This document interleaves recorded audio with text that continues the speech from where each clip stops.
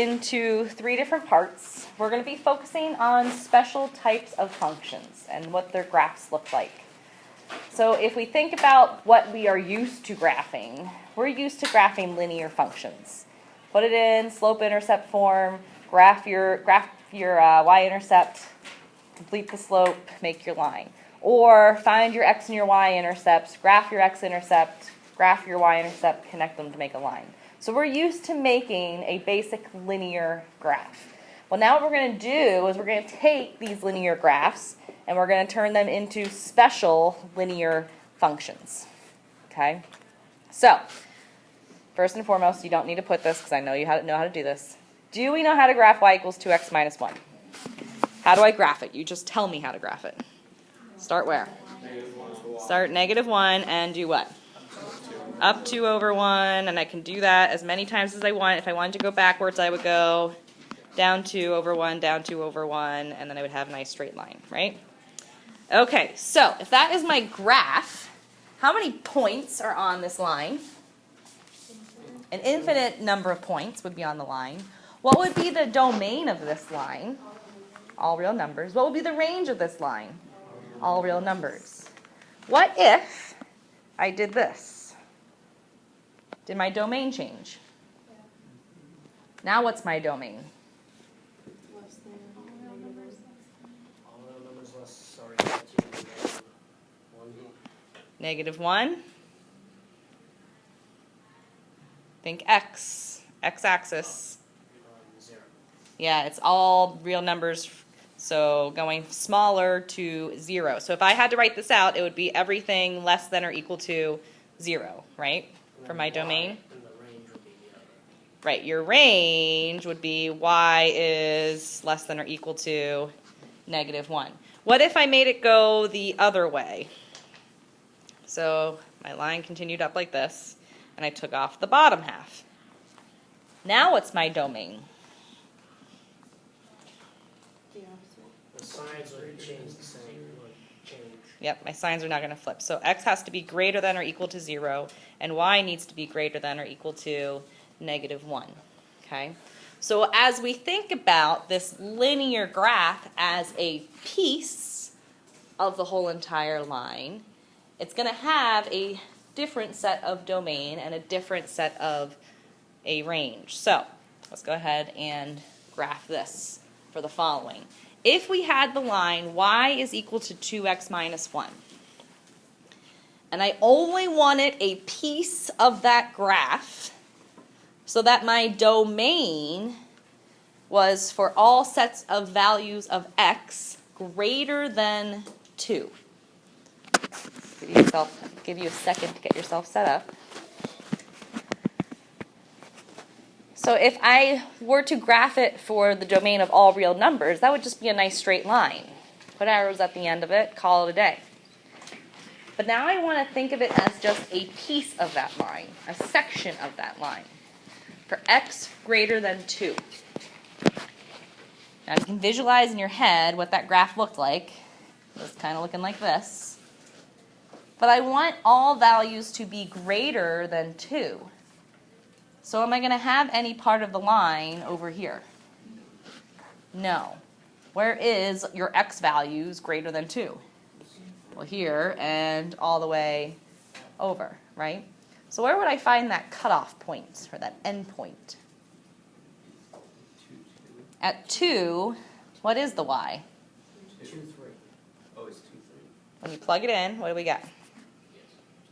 Yes. So when x is equal to 2, what's your y equal to? Well, 2 times 2 is 4. 4 minus 1 is 3. So can we plot that point? Sure. 2, 3. Should I make that dot an open or a closed dot, do you think? Open. Why am I going to make it open? It's not equal to. It's not equals to. Very good. So I don't want to include the value of 2, but I want to start at the value of 2. So from that point, what am I going to do to continue the line? Yep, just follow our slope like we did before. Up 2 over 1. Up 2 over 1. Connect. If I thought about it, if I did it backwards, down 1 over 2, down 1, don't do this in your notes because this is not right. it would just be the whole entire line, right? But I just want a piece of that line where my domain is larger than 2. Is my domain larger than 2 there? Sure. Let's flip it. What if I turn this into x needs to be less than or equal to 2? Then what part of the line would we have? Where does my line get less than? It's going to be the down part, right? There we go. You'd start at the same point, but you go down. What's going to happen with the point? It's gonna close. It's going to close. I need to include it now, and I'm going to get rid of that top half. Okay? So if we change the inequality sign to less than, then I want the bottom half of the line. If I make it an equals to, then I'm going to include the point at 2 and make it a closed dot. So what we're doing is we're taking a chunk, or we're taking a section, or we're taking a piece of a function. In this case, it's a linear function. And when we take a piece of a linear function, we're going to create a special function, which is called a piecewise function. This is the only one we're going to focus on today, is piecewise functions. We'll get to the other ones tomorrow. So, a piecewise function consists of different function rules for different parts of the domain. So what's going to happen is I'm going to give you a bunch of linear functions, but then I'm going to specify a certain domain for each of those individual linear functions. So it's pieces of a bunch of functions put together onto one function. Okay, so piecewise functions. Are you ready for this? It's going to get crazy, but fun, maybe. For me, yes. For you, maybe. Are you ready? All right, here it is. Look at that fanciness. What is that? It's so ugly. It's not ugly, it's beautiful. You're supposed to write that down. So this is your piecewise function. Let's just get that written down. So this is function f. But function f is being broken up into really 3 different functions. And you use a little brace to hold them together. After each of your expressions for the function, they're going to state the domain for that function. So if I were to speak this out loud, I would say f of x is equal to 2x if 0 is less than or equal to x, less than 2. F of x is equal to 4 if 2 is less than x, less than 4. And f of x is equal to negative 1/4 x plus 5 if 4 is less than or equal to x, less than or equal to 6. How can I first determine whether this is a function or not? Do I have any other overlapping x values? Right here, what numbers are represented in my domain? 0, all the decimals between 0 and 1, all the decimals between 1 and 2. Is it including 2 here? No. Is it including 2 here? No, it's not. It technically should be. Let's add that. Include it. So here it's including 2, and then everything between 2 and 4, is it including 4 here? No. Is it including 4 here? Yes. So this would be a function because I don't have any overlap. If I would have had multiple equal to's at a specific number, like I just added in there, then it wouldn't be a function because then you would have 2 different values occurring there. Okay, so let's practice just evaluating numbers for this function. So we know function notation. We've seen this before, but now we just got this crazy function to deal with. So if I wanted to evaluate function f for 1, I need to figure out, well, where does that 1 fit into the domain? Does it fit into the domain in our first, second, or third domain set? First. 1 is in between 0 and 2, right? So since 1 is in between 0 and 2, I'm going to plug in the 1 with that matching expression for x. Well, what is 2 times 1? 2. So f of 1 is equal to 2. Now let's go to 3. Which line does 3 fit into the domain? The second one, that's in between 2 and 4, right?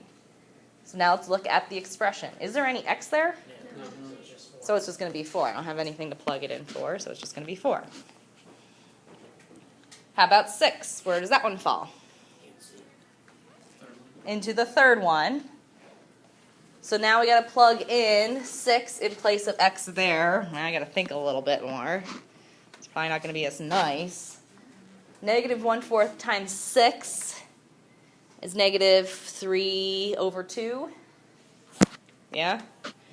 Negative 3 over 2 plus 5. That's negative 3 over 2 plus 10 over 2. So it looks like we get 7/2. Did I do that right? I think so. Hopefully. So f of 6 evaluated is 7/2. Okay? So far, so good. Yes? Okay. Moving on. Moving on in the world. Now let's actually graph. It's the same one, so you don't need to rewrite anything. So now we're actually going to graph that same function. So how do we graph it? Now just watch. Don't put anything into your notes. How do I graph 2x? Where do I start? Start at 0, then I do what? Up 2 over 1. Don't put this in your notes because I'm going to do the whole entire line just so we get the point. Oops, wrong one. Down 2 over 1, down 2 over 1. So there is the line for y equals 2x. But I only want it for the domain for 0 to 2. So what piece of that line am I interested in? What's my leftmost endpoint? 0, 0, right? What's my rightmost endpoint? 2, 4, because I'm going to go all the way to 2. What's going to happen to my dots at those 2 spots? Open or close dot? Close for the 0, open for the... Open at the 2, 4. Why am I making that open? Because it's not equals to. Right, and then I would get rid of the rest of the line. So how can I get straight to this right away without graphing the whole line and then erasing things?